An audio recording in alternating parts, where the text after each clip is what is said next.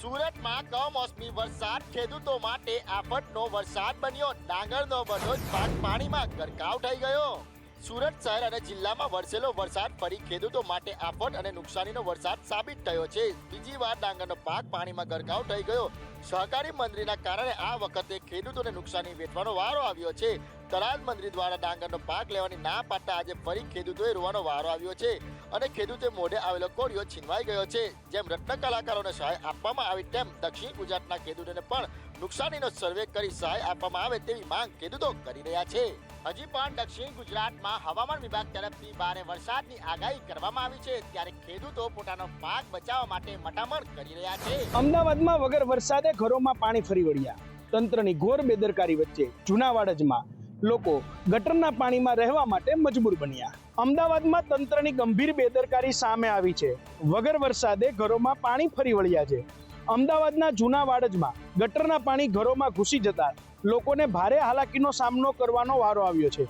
તંત્રની બેદરકારીએ ગટરના પાણીમાં રહેવા પ્રજા મજબૂર બની ગઈ છે. સ્થાનિકોનું કહેવું છે કે અહીંયા ગટરો ઉભરાય છે. અનેકવાર રજૂઆત કરી છે, પરંતુ કોઈ સાંભળતું નથી. ખોદકામ કરીને જતા રહે છે, પછી તેના પુરાણ માટે કોઈ આવતું જ નથી. રજૂઆતો કર્યા બાદ ફોટા અને વિઝિટ કરી અધિકારીઓ જતા રહે છે.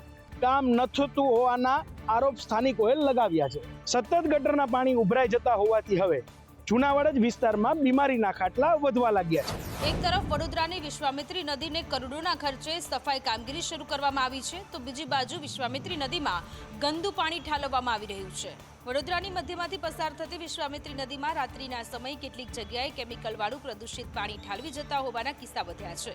વડોદરા શહેરમાં ગત ચોમાસામાં 3 વખત વિશ્વામિત્રી નદીમાં પૂર આવ્યું. ત્યારબાદ નદીને ઊંડી અને પહોળી કરવા કરોડો રૂપિયાનું બજેટ ફાળવાયું અને યુદ્ધના ધોરણે હાલ નદીની સફાઈ થઈ રહી છે.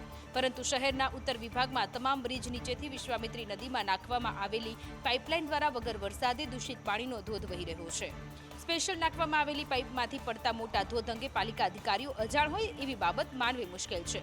આ ઉપરાંત આ દૂષિત પાણી વિશ્વામિત્રી નદીમાં છોડાતા નદી ક્યારે સ્વચ્છ થશે એવી બાબતો સામે પણ સવાલ ઊભા થયા છે. દૂષિત પાણી છોડનારા લોકો સામે ક્યારે કાર્યવાહી થશે તે જોવું રહ્યું. આ સાથે વિશ્વામિત્રી નદી ક્યારે સ્વચ્છ થાય છે તે પણ આગામી સમયે જોવું રહ્યું. ઓપરેશન સિંદૂર બાદ પ્રધાનમંત્રી નરેન્દ્ર મોદી ભારતીય સેનાના પ્રમુખોનું સન્માન કરશે.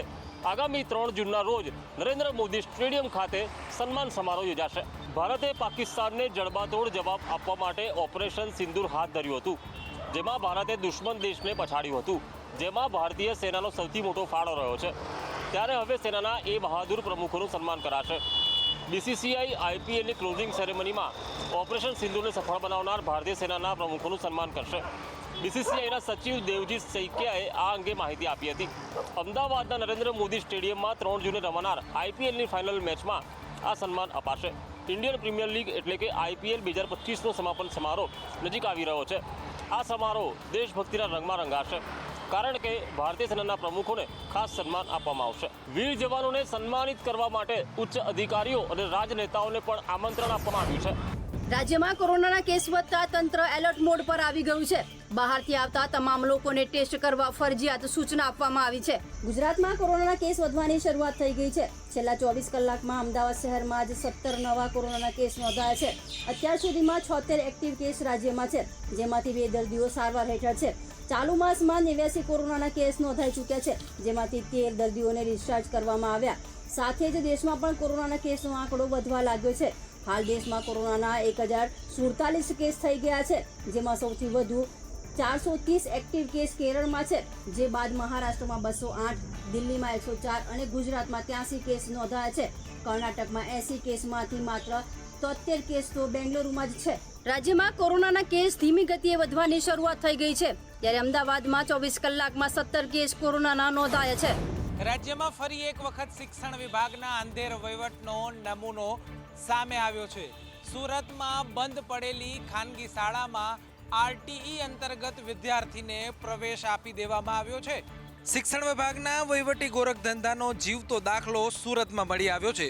સુરતના ડિંડોલી વિસ્તારમાં રહેતા એક વાલીએ ફોર્મ ભરતી વખતે દેલવાડાની સાઉથ ઇન્ડિયન મોડર્ન સ્કૂલની પસંદગી કરી હતી, તેમજ પ્રથમ રાઉન્ડમાં વાલીને આ શાળામાં પ્રવેશ પણ ફાળવી દેવામાં આવ્યો છે.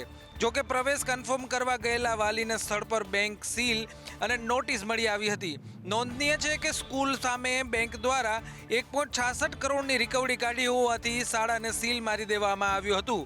વિદ્યાર્થીના ભવિષ્ય સાથે ચેડા કરતા આ ઘટનાને શિક્ષણ વિભાગના વહીવટ પર અનેક સવાલ ઊભા કરી રહ્યા છે.